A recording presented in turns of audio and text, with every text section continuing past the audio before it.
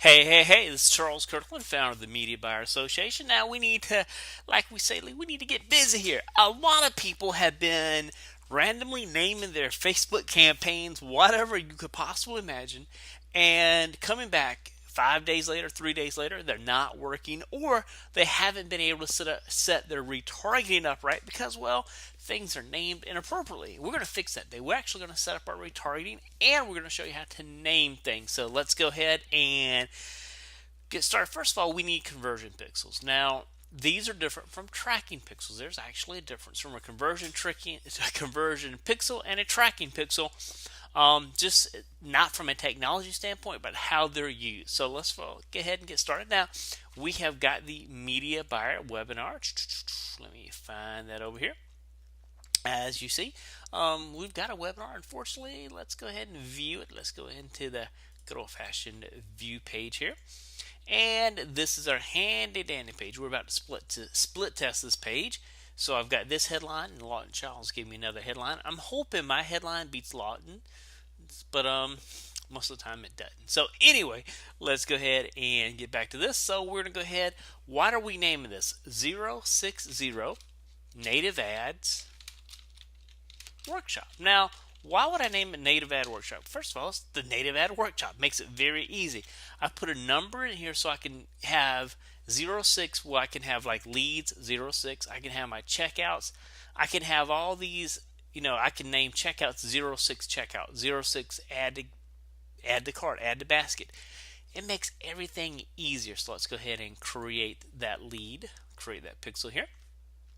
And we'll need to put this on our handy dandy thank you page. So this is where things are going to get a little on the funky side. Why? Well, first of all, our conversion tracking pixel really needs to be on the same page. Think about this.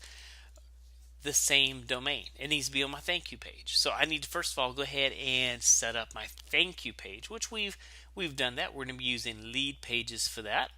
And I just need to come over here, grab my little lead pages, log in. And actually, I'm already logged in. Add tracking code. I'm going to add this into the head, and that is correct. Let's go ahead and done. We actually have more things to add to that, but for what I'm going to show you, that is good enough. So we've added that, and I can tell you the pixel will not right now. So right now it won't be live because we need to go ahead and save the page, and we need to publish the page, and then we need to refresh the page a few times, just kind of get it prime the pump, so to speak. So, do you want to publish the page? Yes, I want to publish the page. Let me go ahead and hit save. Give it a second. Let's go ahead and publish. And as you can see, I've got the slowest internet known to man. Here, let's go ahead and view the page. And best thing to do is just to refresh it a few times, and that will just work wonders for it getting to. Congratulations, you made. Perfect. Okay, so we refreshed the page. Let's go back to Google. And at that point, we're almost done. We need to set up an audience now because guess what? As much as I would love to tell you that everybody who visits my page absolutely is Charles, I absolutely love your pages. I love your style of marketing. I want to give you large sums of money not via PayPal.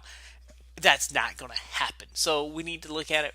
Only a small percentage of the people, probably about 57% of the people who are on my list, will see the page and opt in. For some reason, the other 43% probably don't. I don't know. They don't want to opt in. Maybe they've already seen the webinar. We don't know. So let's go ahead and create a custom audience. Now let me just explain to you. We're going to go ahead and click on this. You have lookalike audience, save target. I want to do a custom audience. We can do it from a customer list, website traffic, or an app activity. In this case, we're doing website traffic. So click on that. Now, this is like my wife who's an accountant. This is very easy for her. It took me a while because I'm sometimes slow with these kind of things. This is like an and or if then type statement. That's kind of probably the easiest way I can explain it. People who visit a specific page, people who visit a specific page but not others. So maybe people that visit my landing page but not my thank you page. That's what we're going to use here. People who visit a specific page and not others. So first of all, we need to have include people who visit any web page that meets the following criteria. Translated, that means I need to go ahead and find like what page they're going to land on. So in this case, I've got to get my handy dandy page up. I've actually got two pages. I've got version 1 and I'm going to have version 2, which will be a split test because of a headline.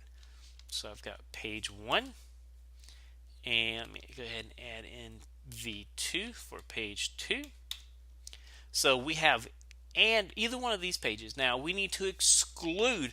That means that they land on the page. We do not want to market it to them in any way, shape, or form. So how are we going to do that? Well, first of all, you really should keep a nice little handy dandy notepad and keep all your things on it for your funnel. It just makes life easy. Okay, let's take a peek at this. And let's read it and make sure that we're all on the same page. Include people who visit any web page that meets the following criteria. In this case, it's a URL. They visit page 1, page 2. Exclude people who visit any web page. So that means if they visit my thank you page, they will be removed from this particular audience, which is great. The next thing we need to do, and we don't have to worry about, like, we could use past traffic, but I just created the pages today, so there's no traffic other than me, but we'll leave this on anyway. So let's go ahead and audience name 060, and let's say seeing landing page, but did not opt in, did not join. Okay, perfect. And a lot of times I have to, like, when you're making a bunch of these, a lot of times I'll make these like really capital so it'll stand out. Let's go ahead and create the audience. And that is one segment of the audience. Now, it would be extremely easy to just say, well, Charles, why don't we just remarket to everybody, the people that opt in, the people that didn't opt in. That would be very easy to do, but we're not going to use a one size fits all for everything. What we're going to do is we're going to be talking to the people that opted in very, very differently. So custom audience, website traffic, and people that visited your specific web page. And they, in this case, they have visited my thank you page and in the past 30 days, and we're going to call this 060. Let's see, signed up for a webinar. Perfect. And let's go ahead and create that audience. Now, right now, the audience will be too small to work because I haven't sent any traffic to it. So right now, it's not going to work. So let's look at this. Let's kind of head and talk about this for a minute. We've got a custom audience for the people that joined. And for those people who say, I'm looking forward to it, we're going to have this very specific ad to remind them that the webinar is Thursday. So we're going to have some stuff on that. The people that did not join, I need to get them to basically come back and opt in. So that is the purpose of this. It's not very difficult. But with that said, it's stuff you want to kind of think about, because the more you take time, segment these audiences, think through your ads before you actually kick these things off, the better off you're going to be. So this is Charles Kirkland. Hope you enjoyed it. Talk to you later. Oh, by the way, make sure you opt in. What am I saying? While you're watching this video, if you haven't opted in, let's go ahead and click that link and opt in. That way you can see the cool retargeting videos I've got planned for you.